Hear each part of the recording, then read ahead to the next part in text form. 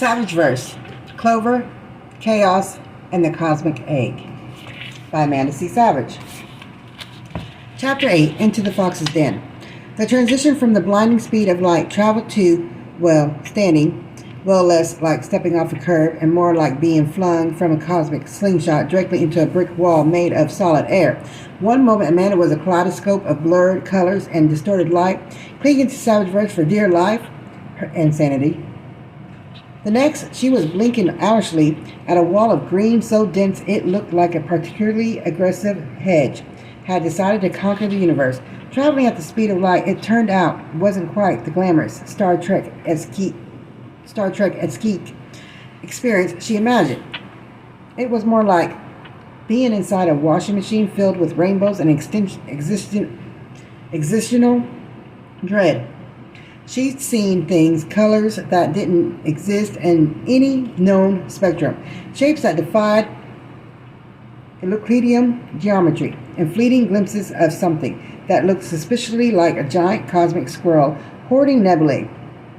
She was pretty sure her internal organs had briefly rearranged themselves, and her hair felt like it had aged 100 years. She now knew that having her molecules vibrate at such a high frequency can make a mortal go insane. She was glad her lover created a barrier protecting her. SavageVerse, his light form receding to reveal his thankfully still solid human-like appearance, immediately went into what Amanda affectionately called protective boyfriend mode level, Dragon God. His silver blue eyes, narrowed to slits, scanned their surroundings with the intensity of a hawk spotting a particularly plump field mouse. Then, with a boldness that bordered on alarming, he began a thorough physical examination of Amanda. He poked, prodded, pinched her cheeks. Ow! Checked her ears. Why? Traced the lines of her arms and legs. Okay, that was a little nice. And then, with a completely straight face, proceeded to cup her butt, then each of her breasts with gentle care.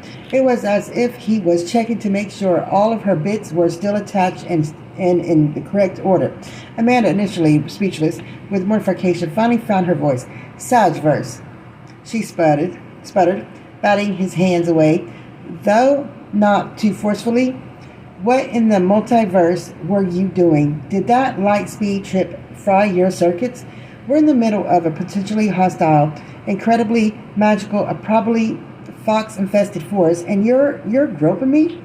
SavageVerse, a slow, utterly unrepentant smirk spreading across his face, leaned in close, his voice a low, husky murmur that sent shivers down her spine, and not entirely from